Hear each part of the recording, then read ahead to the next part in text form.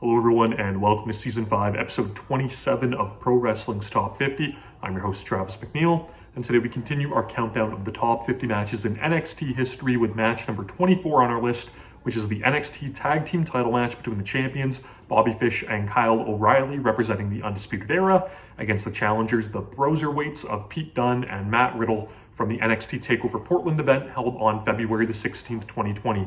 As always, whenever we discuss a match that involves any sort of competitor that had allegations against them in the speaking out movement, such as Matt Riddle, this video does come with a disclaimer. I completely understand if you choose to refrain from watching this one. Now, this match is another repeat video of a match that had previously appeared in Season 1, as we did our countdown of the top 50 matches of 2020. And I mentioned it in that video initially, but this is a match that time has been very kind to. I've talked a little bit about the NXT Portland event already on this countdown. It was top to bottom full of great matches. Finn Balor and Johnny Gargano and Dakota Kai and Tegan Nox already earlier appearing on this list. There was a big angle involving Charlotte, a hot opener with Keith Lee and Donovan Dijak, and this great tag team match. But the problem that this show had overall, and I've talked about this, is this really felt like the event where, you know, NXT had truly jumped the shark for me a little bit, and I started to feel that it had lapsed me. And that had to do with the main event, which was Adam Cole versus Tommaso Ciampa for the NXT title, which featured Johnny Gargano turning heel and them going back to the well once again with the Gargano and Ciampa feud. Because of that, you know, coming out of this match, it was a good match, you know, everybody's vibing, and then the show ends on what to me was a sour note. This match also occurred right around the same time frame as the absolutely excellent tag team match between the Young Bucks and Kenny Omega and Adam Page at AEW Revolution 2020. So I feel like that match really overshadowed this one quite a bit. So when I did my initial countdown of top 50 matches for the year 2020, this was a match that was kind of like one of the outliers that I thought, you know, actually, I'll give it a rewatch to see if maybe, you know, it hits around that 50 mark. It blew me away and ended up performing very high on that countdown, and, you know, a very high spot in the top 50% of this countdown as well. The reason I like this match so much is that it truly feels a little bit different than a lot of WWE crafted tag team matches that you'll see, especially around this time. And it almost does, in a way, kind of feel a little bit more similar to a Young Bucks match in that, you know, it has a lot of action. There's not a lot of downtime for it. The crowd responds in kind, but it's got all of these nice little twists and turns on, you know, the tag team formula that we see, you know, exhibited so often, especially, you know, in the WWE, they tend to stick to those formulas, that it really did feel like a breath of fresh air. Matt Riddle and Pete Dunne had just come out of winning the Dusty Rhodes Tag Team Classic. They were put together as, you know, basically a super team, which is very, you know, appropriate, as the Dusty Rhodes Classic kind of has that old Crockett Cup vibe, where, you know, you occasionally get a tag team winning it like the Road Warriors, or, you know, like the Authors of Pain, or whom, you know, MSK or whomever. But sometimes you'd also get these thrown together super teams like Sting and Lex Luger, or Dusty and Nikita. In NXT, you have, you know, Finn Balor and Samoa Joe. You have Pete Dunne and Matt Riddle. So they were kind of this thrown together team, you know, an odd pairing on paper. Matt Riddle's, you know, goofy and silly and has this stoner gimmick, and Pete Dunne's a lot more serious and British strong style. But they paired them together, and throughout that tournament, you would see these two really start to click a little bit better as a tag team and come up with all of these great double teams and be quite successful. But the real story at play with this match is that ultimately it's a team that have been a team for a very long time, that, you know, you recognize as a tag team above being singles wrestlers, essentially against two singles wrestlers that were thrown together.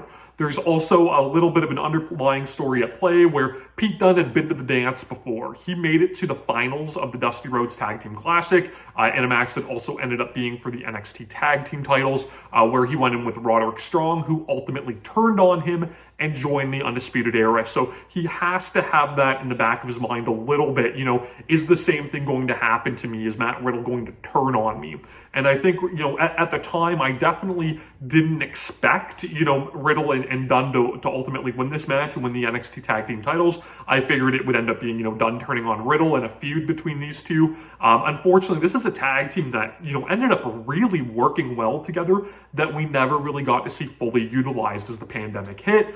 Pete Dunne couldn't come over, quarantined in the UK, and Matt Riddle eventually got, brought up, called up to the main roster. So we never really got to see this tag team, live to their full potential. Is it something that we can see in the main roster someday again? I don't know, but they really did have a great chemistry as, put on display in this match. I talked about in the initial video too, because it is WWE, you often get, these extracurriculars that can bog things down. And you get that here with a really goofy, like, sing-along thing about how much fish could Bobby Fish fry or something along those lines. And it was really, really bad. The crowd wasn't quite sure how to react to it. And thankfully, Red Dragon jumped the faces during that sing-along, and that kicked off the match really hot. The faces, they come back from that initial attack. They completely overtake the heels. Pete Dunne is a house of fire immediately. He hits an X-Plex to one of them on the ring apron and then hits an X-Plex to the other one on top of that person already on the ring apron. It was really, really cool. But eventually, the heels are able to take over on Pete Dunne. They do a good job of isolating him, cutting off the ring, and they start to go to work on his leg. He kind of makes a little bit of a fiery comeback, and Kyle, gets the dragon screw through the ropes that, he does as a cutoff spot a lot. And then Bobby Fish kicks out the other leg on the ring apron, and that gives them, their target to work on. And they do a good job, working on that. Eventually, Pete Dunne is able to rally and fight back against the two of them and make the hot tag to Matt Riddle. And this is where this match really kicks into overdrive. Riddle is great off the hot tag. He's a great house of fire. He runs through a lot of big offense. He hits, back sentons for everyone. The Fisherman's Buster, the GTS into the German suplex, the powerbomb into the knee, all of this really great stuff. And it leads to a big moment where Dunne and Riddle, they both climb up the same, turnbuckle, and they hit, opposite direction moves off of it. Pete Dunne hitting a moonsault to the floor on Bobby Fish, and Matt Riddle hitting the floating bro to Kyle O'Reilly in the ring. But this great run of offense, it gets cut off because Pete Dunne goes for a kick on the floor. Mrs. Fish kicks the post, just playing into that leg storyline a little bit more that eventually is going to lead into what I thought was an incredible finish, but we'll, get to that shortly. Kyle O'Reilly and Matt Riddle have excellent chemistry with each other. Again, not something we've been able to see a ton. Will we get to see it again? I don't know with Kyle in AEW and Matt in the WWE. But they have a really just great, intense kind of like fighting spirit, no-sell sequence where they're popping up from German suplexes and hitting all these big strikes. And it, causes the crowd to be super, super hot. And Red Dragon does a really neat blind tag spot here that I loved. So Riddle's starting to go on this offensive run, and he gets bailed to the floor, and Bobby Fish, gets a blind tag in on Kyle. But rather than go into the ring that you would normally see somebody do off a blind tag, he hops down to the floor and starts attacking Riddle. Riddle has no idea that this tag had happened, fights off Bobby Fish, gets in the ring, hits a spear on Kyle O'Reilly. He was doing this, kind of online feud with Goldberg at the time and started, adding his offense into his matches. And he goes for the jackhammer, having no tabs on Bobby Fish and knowing that he's now the legal man. It allows Fish, of course, to come in, clip the knee, and allow, the heels to take back over again.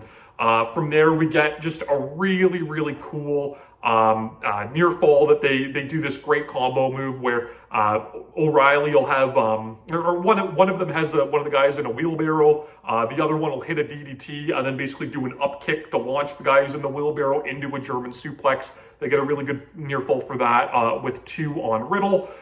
Riddle, again, just like Dunne did earlier, tries to fight back a little bit. He blocks the high-low and hits like a double jumping knee to both of them. That was really cool. And Pete Dunne ends up kind of getting back in the ring. Kyle O'Reilly does the Nigel McGuinness kind of rebound spot, but he does it off the middle and off the bottom rope, which is always kind of funny. That gets turned into an arm bar. Kyle turns that into a knee bar on Dunne's bad leg. And then we get this awesome exchange of submission moves. And, you remember like the Kurt Angle and Chris Benoit matches are a great example, where they would do all of these counters, in from the ankle lock to the crossface and back and forth. Well, they do that here. So it's the arm bar into the knee bar. That gets turned by Dunne into an ankle lock. And then, Riddle grabs the ankle lock. on Bobby Fish when he tries to interfere. And then, Kyle fights out of the ankle lock, turns it into a sharpshooter, and Bobby Fish fights out of the ankle lock and turns it into a sleeper on Matt Riddle. And it leads to this awesome big moment where Matt Riddle, with Bobby Fish on his back, hits this great running knee to Kyle O'Reilly, who's got Pete Dunne in a sharpshooter, to break it all up and, have a great all four men are down spot. And the crowd is just, going ballistic at this point in the match, as they absolutely should.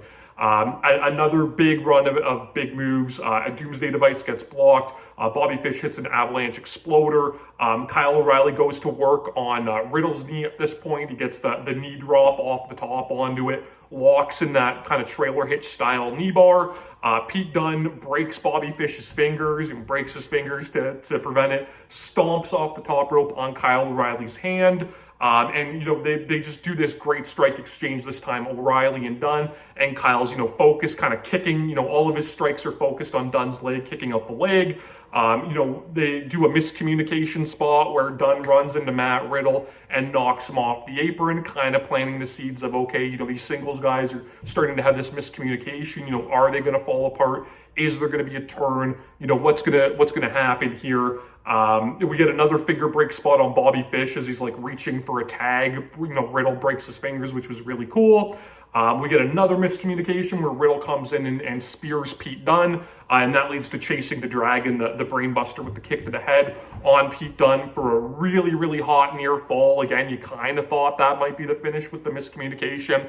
And then ultimately it leads to this amazing finish that I love, where they go for one of the Undisputed Era guys goes for a German suplex on Pete Dunne, and he flips out and lands on his feet. Classic Pete Dunne spot, but because of all the work done to his leg kind of crumbles a little bit, and it sends him kind of moving backwards as he's selling the leg, right? He stumbles. He can't stick that landing as he normally does, but he stumbles back into the ropes to allow Matt Riddle to hit a blind tag.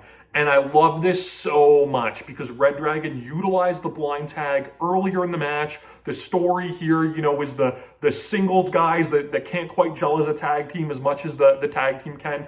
And, because of that means that Fish and O'Reilly kind of take their eye off the ball a little bit. And it's ultimately, their leg work that, causes this to happen. And the two singles guys finally, find their footing as a tag team and are able to use this classic, tag team device in the blind tag. And Riddle just flies in. They counter a second attempt at chasing the Dragon because he blasts one of them with a knee.